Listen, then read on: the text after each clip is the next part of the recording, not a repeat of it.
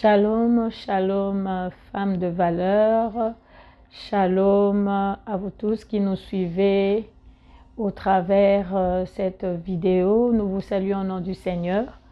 Nous sommes à notre dernière semaine du mois de juillet et dont le thème est la puissance par le sang de Jésus-Christ. La puissance par le sang de Jésus-Christ. Et en ce premier jour de jeûne et prière, nous allons partager la puissance par le sang de Jésus-Christ réside dans la repentance. Et d'entrée des jeux, j'aimerais lire avec vous le texte au travers la Bible. Nous sommes dans le livre de Genèse, au chapitre 3, le verset 21. L'Éternel Dieu fit à Adam et à sa femme des habits de peau et il les en revêtit. Genèse 4, le verset 10. Et Dieu dit, qu'as-tu fait?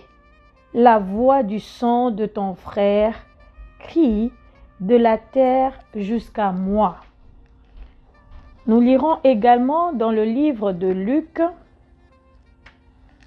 au chapitre 24, Luc chapitre 24,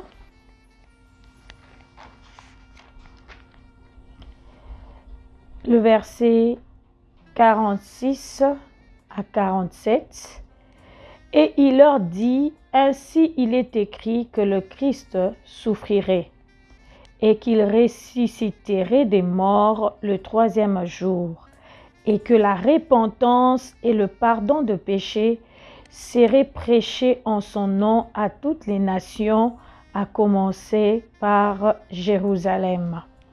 Et dans le livre d'Hébreux 12, au chapitre 24, il est dit ceci, « De Jésus, qui est le médiateur de la nouvelle alliance, et du sang de l'aspersion qui parle mieux que celui d'Abel. » Et Hébreux 9, le tout dernier, à partir du verset 25, « Et ce n'est pas pour s'offrir lui-même plusieurs fois qu'il y est entré, comme le souverain sacrificateur, entre chaque année dans le sanctuaire avec du sang étranger. Autrement, il aurait fallu qu'il eût souffert plusieurs fois depuis la création du monde, tandis que maintenant, à la fin du siècle, il a paru une seule fois pour abolir le péché par son sacrifice. Ce sont là les textes de base que nous allons exploiter pour pouvoir expliquer la puissance par le sang de Jésus au travers la repentance. En lisant les différents textes bibliques, plus précisément Genèse 3, le verset 21, où Dieu lui-même, après que Ève et Adam ont eu à pécher, il va faire pour eux de peaux de bêtes et les revêtir. Dieu, dans son amour, n'a cessé de couvrir l'homme de ses faiblesses, de le couvrir de ses péchés.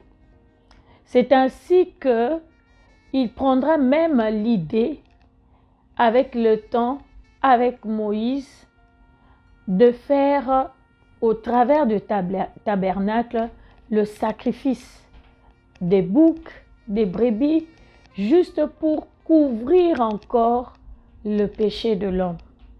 Et lorsque le péché était couvert, il avait ainsi la possibilité d'entrer en contact avec l'homme.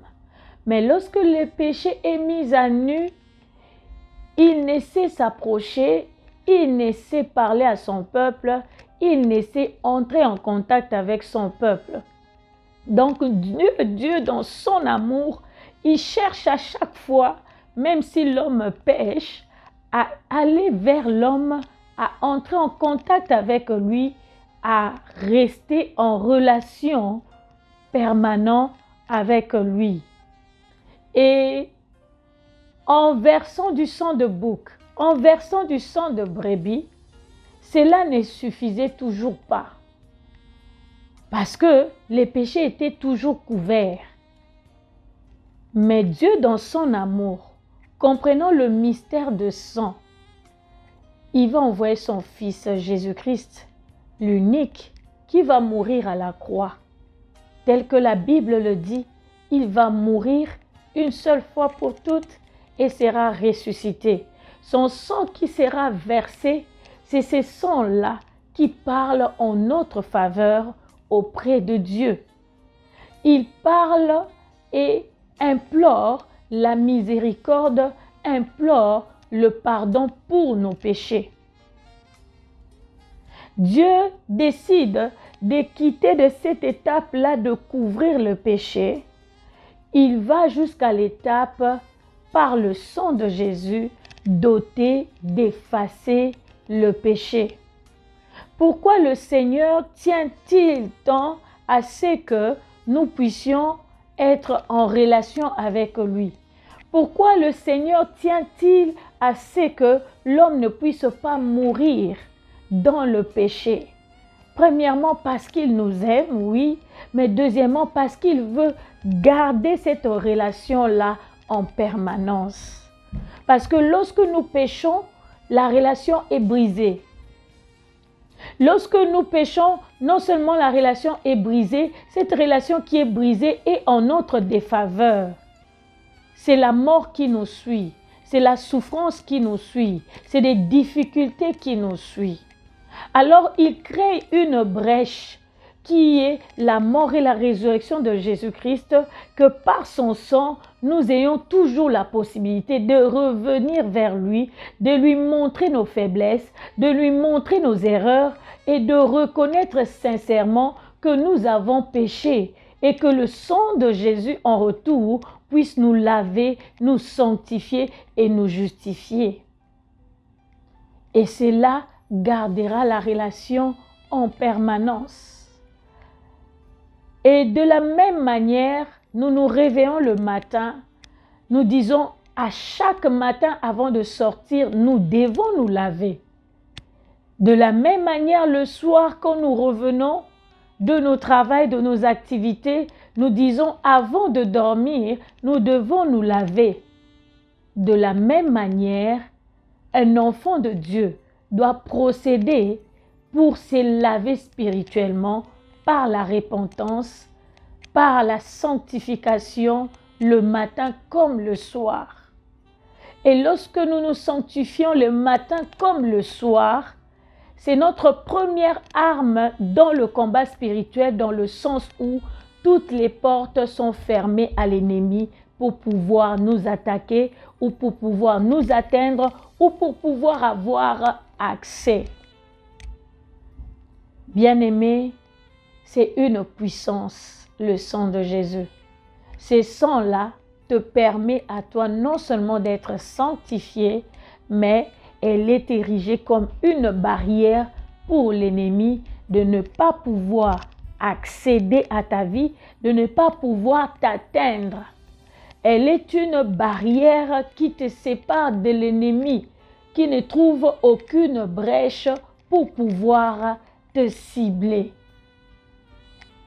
Je nous exhorte à chaque matin, à chaque soir, que cela soit notre habitude de pouvoir nous répandre notre cœur.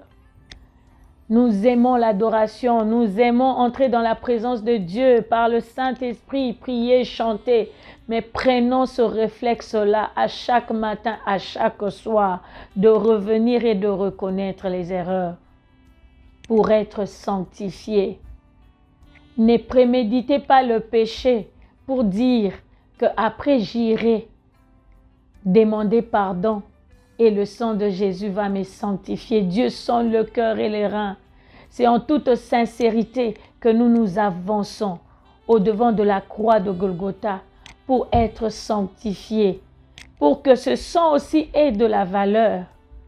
Lorsque nous préméditons, nous banalisons, nous mettons à terre cette grâce qui nous est offerte. C'est une grâce qui nous permet de rester en communion permanente avec le Seigneur. C'est aussi une grâce pour nous de pouvoir ériger une barrière entre nous et l'ennemi. Nous avons plusieurs exemples. Lorsque le peuple d'Israël a eu à traverser la mer Rouge, cette mer Rouge était une barrière entre eux et le peuple égyptien. C'était une barrière entre Pharaon et ses chars et ses cavaleries. Et lorsqu'ils ont essayé de franchir la mer Rouge, ils ont été engloutis. Bien-aimés, plus nous vivons dans la sanctification, plus l'ennemi est englouti. Plus nous vivons dans la sincérité, nous sommes corrects, ceux qui nous combattent sont mis à nu et engloutis. Plus nous vivons dans la sanctification, la porte est fermée, les flèches de l'ennemi dès l'extérieur ne peuvent nous atteindre. Que Dieu bénisse sa parole.